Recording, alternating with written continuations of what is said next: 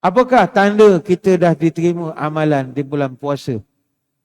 Ringkas-ringkas sajalah ya. Dalam kitab Lataiful Ma'arif, kata Ibn Rajab Al-Hambali, ada beberapa tanda kita ni amalan diterima di bulan puasa. Nombor 1.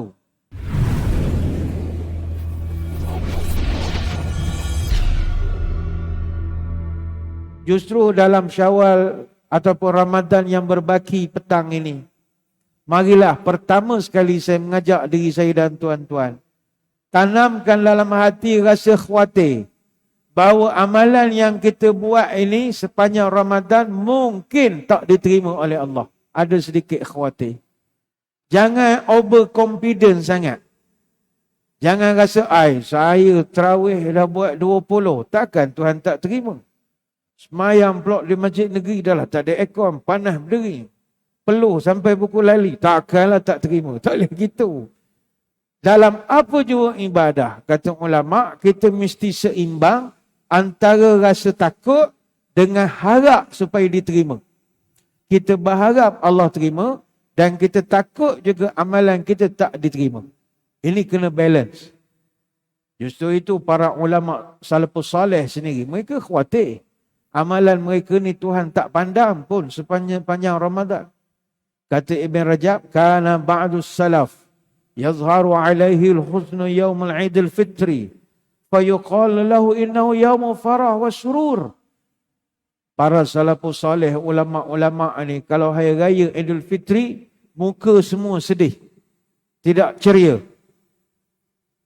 Kemudian berkatalah setengah jemaah, innahu yawm farah wa surur. Wahai Tuan Guru, Ustaz, ini kan hari raya, sunat bergembira. Kenapa muka masam? Kenapa macam sedih? Apa hal? Jawab para alim ulama ini, saddaqtum walakinni abdun amarani maulaya an a'mal lahu amalan fala adri ayyaqbilhu minni amla. Ya, kamu benar, kamu betul. Tapi saya kena akui, saya cuma hamba. Hamba kepada Tuhan yang memerintahkan saya untuk beramal dan bekerja sepanjang Ramadan. Tetapi sebagai hamba, saya juga khawatir. Adakah pekerjaan yang saya buat ni telah mencapai tahap kepuasan pada majikan saya? Adakah majikan saya suka dengan hasil kerja saya? Kerana kalau dia tak suka, nescaya saya payah dapat gaji. Kalau dia tak suka, barangkali gaji tak dapat. Dan kalau dia menyampah pula, barangkali bonus tak ada, gaji pun tak ada. Jadi saya berhak untuk susah hati. Macam kita lah bekerja, tuan-tuan, kalau hari ni tokek tak bagi lagi gaji, tak senyum dah pagi esok beraya 1 Syawal. Tapi kalau tokek bagi gaji plus pula bonus pula lagi, ini ambil you punya bonus.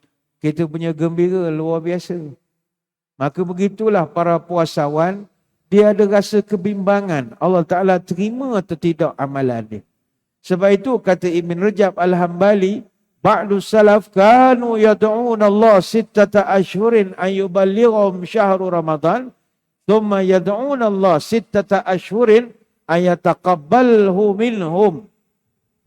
Salafus salih dulu mereka berdoa 6 bulan supaya dapat berjumpa dengan Ramadan. Dan mereka berdoa lagi 6 bulan supaya Allah Ta'ala sudi terima segala amal mereka sepanjang Ramadan. Maknanya yang dia buat puasa, yang dia semayang malam, qiyamul lail, witir, sahur, dia berdoa supaya Allah terima. Soalan pada tengah hari ini, adakah kita sudah tahap begitu? Jawapannya tak. Kerana kita adalah mazhab buat muju. Itu mazhab kita. Ustaz bising-bising, Ustaz, aku puasa muju.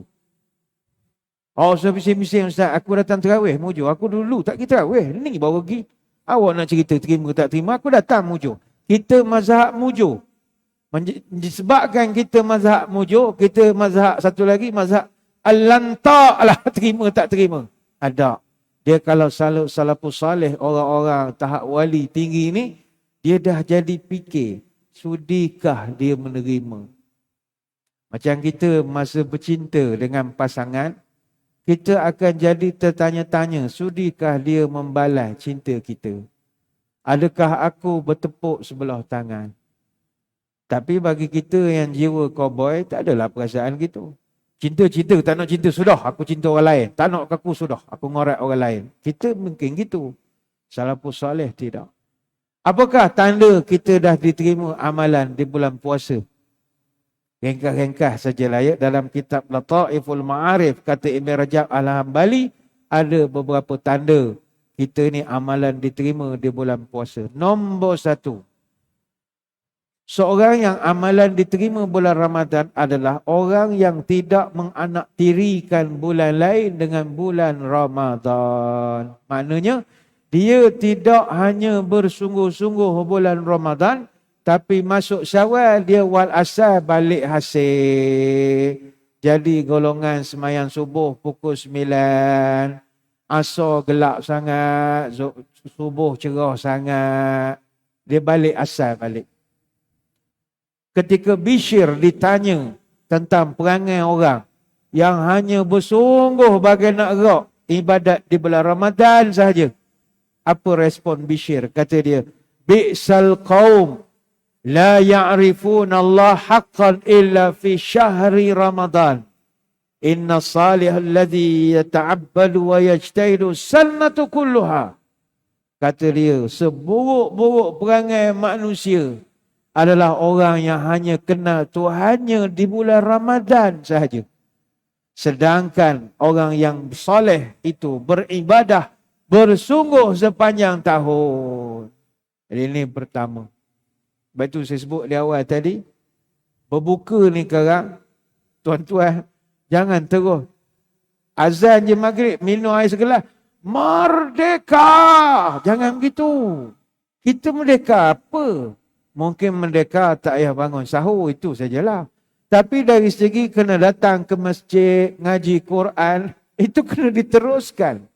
Jaga panca indera, tak dengar benda yang tak bagus, tak menengok benda tak senonoh, menjaga diri ketika mampu melakukan kejahatan, itu semua perlu diteruskan.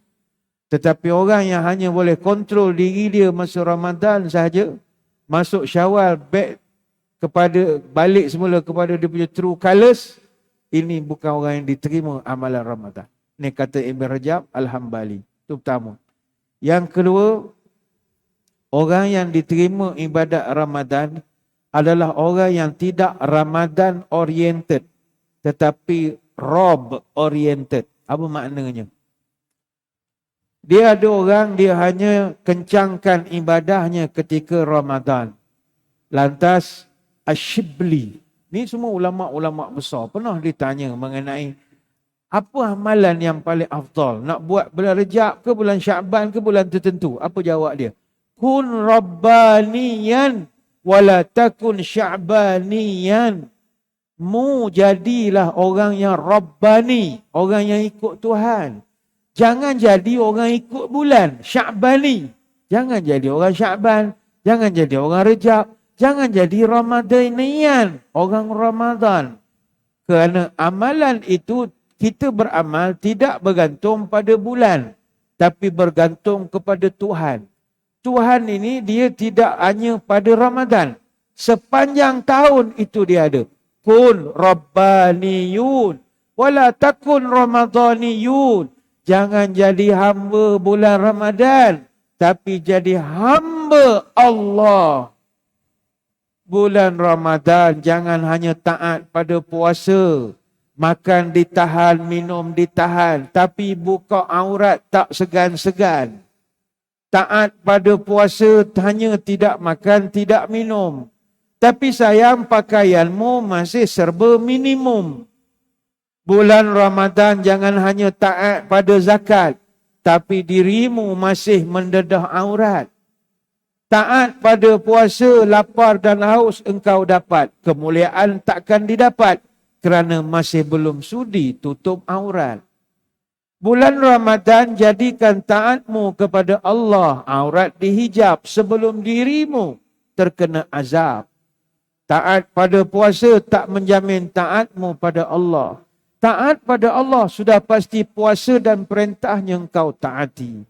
Bulan Ramadan, bulan mulia. Tapi muliakan dirimu dengan hijab.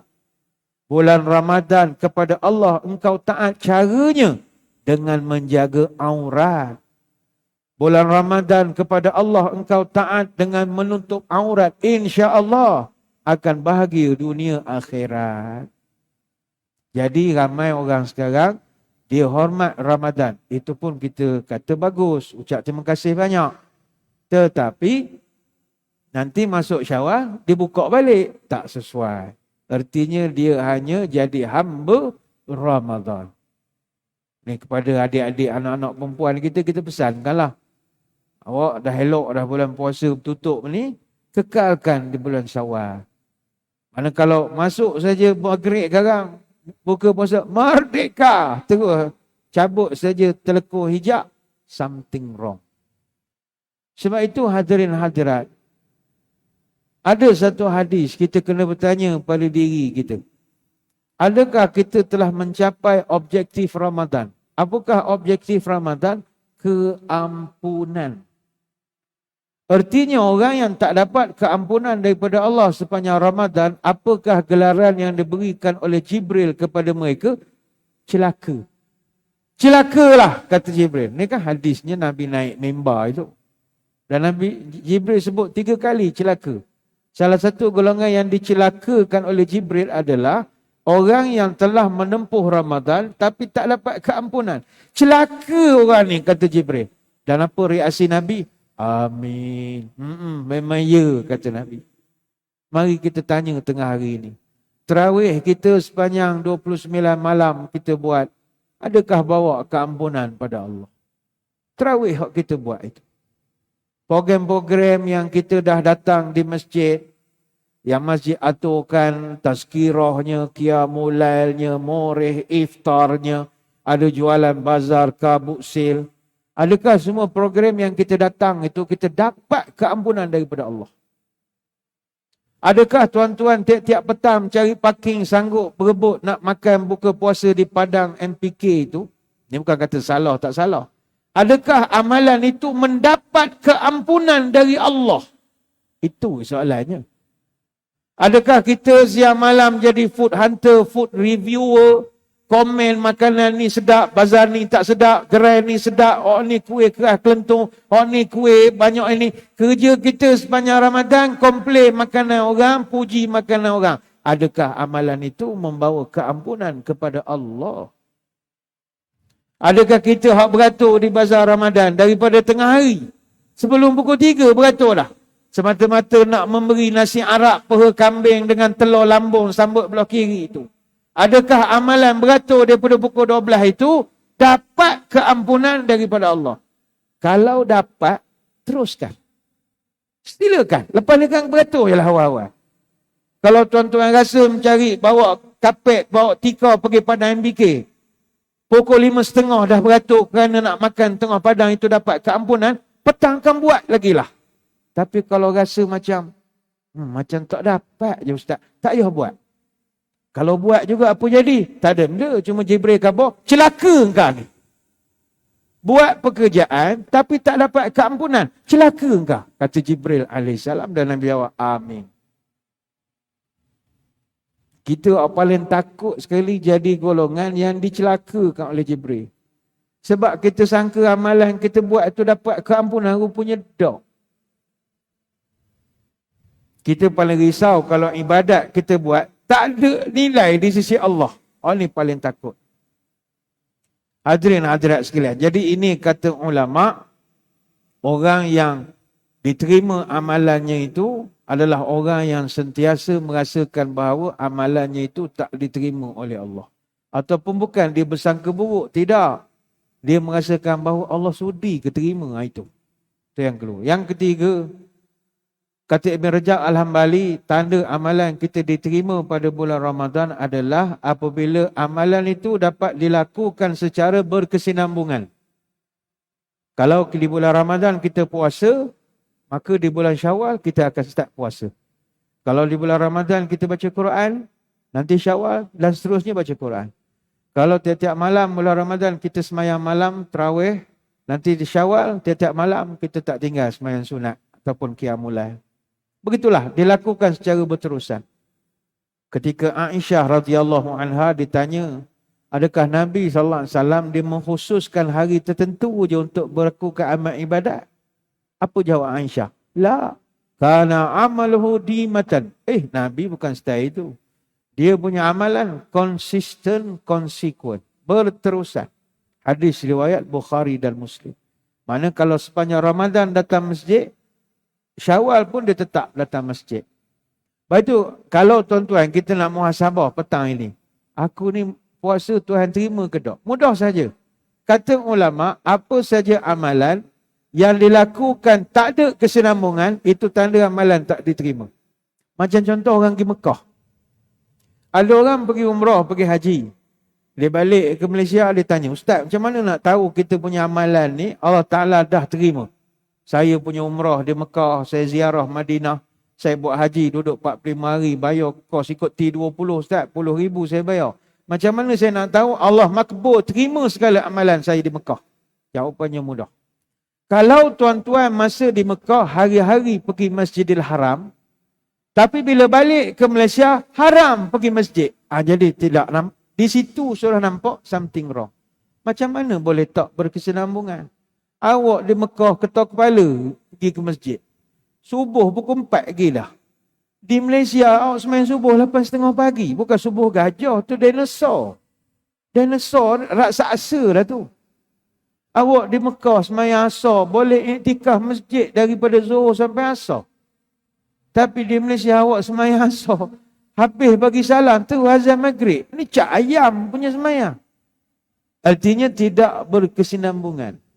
Jadi kalau puasa, nak tahu kita boleh terima atau tidak, adalah kita ini melakukan ibadat puasa 6. Sebab itu kata sebagian ulama, thawabul hasanati al-hasanatu ba'daha. Pahala kebaikan adalah kebaikan yang dilakukan selepasnya. Maknanya kalau ni masuk bulan Syawal, tuan-tuan dapat puasa 6, itu petanda puasa sekarang diterima. Ni bukan kita kata puasa 6 ni wajib, tidak. Tapi kalau dapat dibuat tabik spring. Apa sebab orang puasa 6 dapat pahala puasa setahun? Why? Puasa Ramadan tak dapat puasa setahun. Puasa 6 hari je dapat pahala puasa setahun. Apa sebab? Kerana puasa Syawal cabarannya lebih berbanding Ramadan. Puasa Ramadan, orang boleh puasa sebab semua orang puasa. Saya ni tuan-tuan, berceramah. Tuan-tuan ingat tak dahaga? Bapak lah dahaga. Gerang kalau ada air depan. Tapi kenapa tak berbuka? Sebab tuan-tuan tak minum, takkan saya nak minum. Jatuh standard. Ceramah minum. Jatuh standard. Sebab tuan-tuan pun puasa juga. Tapi kalau tuan-tuan 3-4 orang minum, saya niat selalulah. Musafir selalu. Go minum. Tapi kita puasa juga gagah-gagahkan diri sebab orang semua puasa. Tapi bulan Syawal, kalau start raya kedua tuan-tuan dah puasa, ni legend. Legend tuan-tuan. Dia boleh puasa raya kedua tanpa mencacatkan sambutan raya. Ada orang dia raya kedua puasa dah, tapi nyusah ke orang. Orang nak pergi beraya payah, nak pergi ke rumah dia payah. Ngah nak pergi rumah awak, tak payahlah aku puasa. La ilah, satu kerja tak lagi raya rumah dia, kek dia puasa. Tapi orang dulu-dulu tak. Datanglah dia raih, dia puasa. Makan. Dia buat makan, dia duduk tengok anak cucu makan. Orang tua dululah. Ya kita kan puasa kan lembek, melepek, tidur dalam bilik, bangun maghrib kan. Tak, orang tua dulu dia layan orang.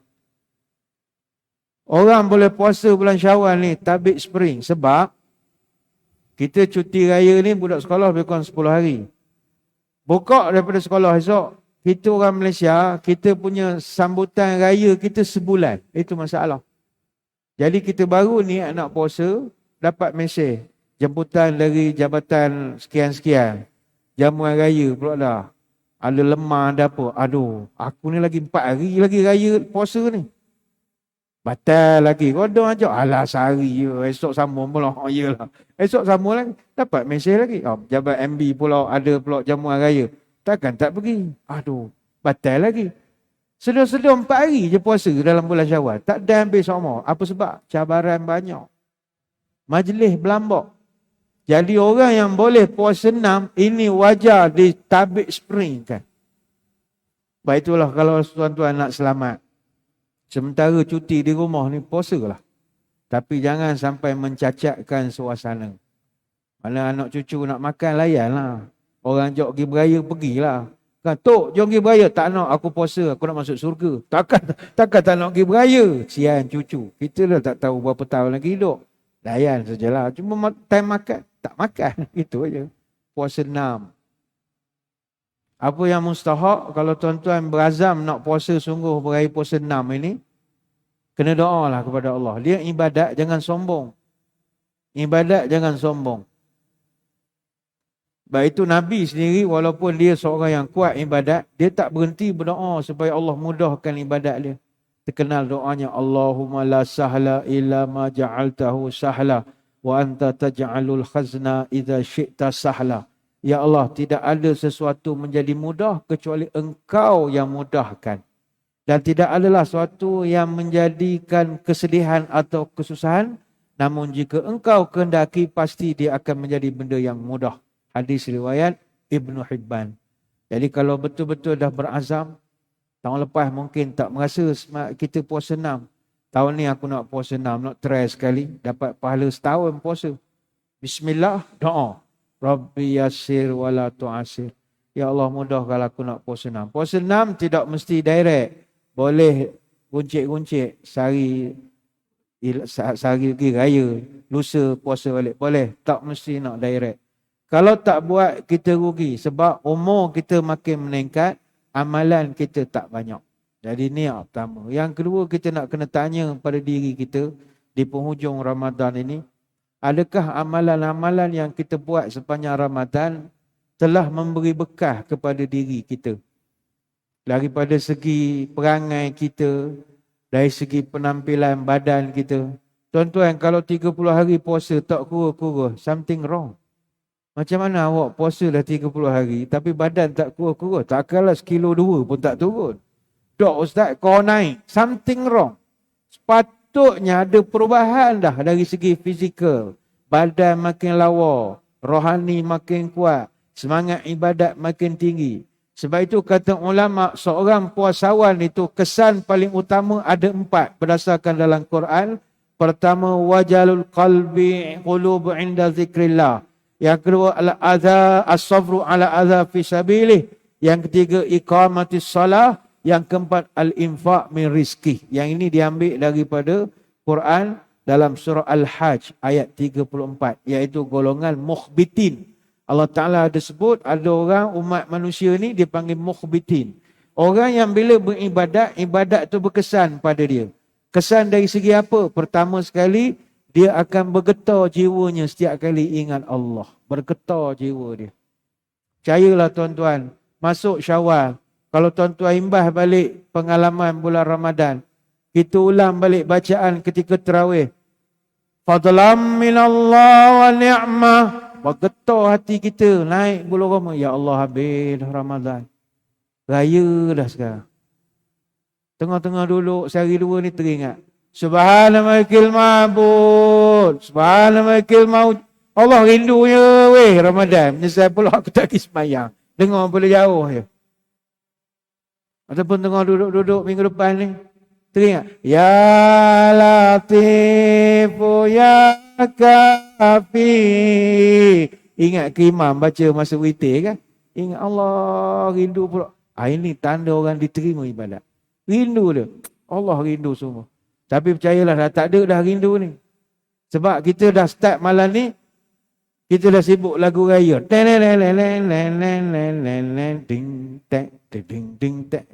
Dia dah lupa lah habis. Piramli keluar, Saloma keluar, Ahmad Jaih keluar, habis lah. Dia dah tak ingat. Wajulat qulubu illa ziklah tu dah tak ada. Yang kedua, as-sabru ala adha fi sabilih. Dia bersabar dengan ujian selepas dia menempuh Ramadan. Sebab Ramadan ni kan bulan sabar. Dia bawa perangai sabar pada bulan Syawal dan seterusnya. Yang ketiga, iqamatis salah. Berterusan ibadahnya. Dan yang keempat, al-infaq min rizki. Dia akan mula jadi orang yang cakna dengan kesusahan orang. Sebab bila dia dah sebulan, lapar, dahaga, dia tahu perasaan orang susah.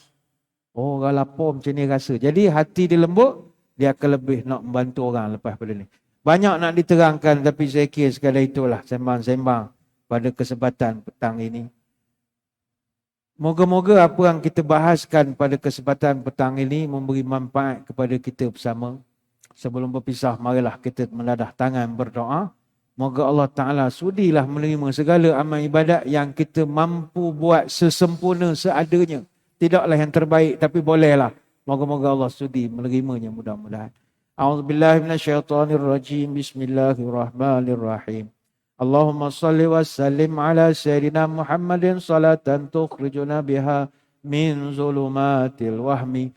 Allahumma tawil umurana wa sahih ajsadana wa nawir qulubana wa thabit imanana wa ahsin a'malana wa wasi' arzaqana wa ilal khairi qaribna wa alil syari ab'idna wa qdi hawaijana fid din wad dunya wal akhirah innaka ala kulli syai'in qadir. Ya Allah, panjangkanlah umur kami, sihatkanlah tubuh badan kami, terangkanlah hati kami, tetapkanlah iman kami, elokkanlah amalan kami, luaskanlah rezeki kami, dekatkanlah kami dengan kebaikan, jauhkanlah kami dari kejahatan. Kabulkanlah segala doa-doa kami, sama ada doa dalam urusan agama, dunia ataupun akhirat. Sallallahu alaihi sayyidina Muhammadin wa ala alihi wa sahbihi wa baraka wasallam. Walhamdulillahi rabbil alamin. Akhir kata, selamat menyambut hari raya Idul Fitri. Taqabbalallahu minna wa minkum minal aidin wal faizin. Kullu amin wa antum bi khair. Kepada yang semangat menjalankan ibadah sepanjang Ramadan, kita ucapkan selamat menyambut Idul Fitri. Tetapi kepada yang tetap saja malas, aurat tak tutup, semayam pun tak jaga, puasa pun celang-celuk, golongan ni kita ucapkan selamat menyambut hari Sabtu sajalah kepada mereka ini. Ingat, tingkatkan ibadah, kurangkan juadah. Wabillahi taufiq wal hidayah. Assalamualaikum warahmatullahi wabarakatuh. Wallahu a'lam.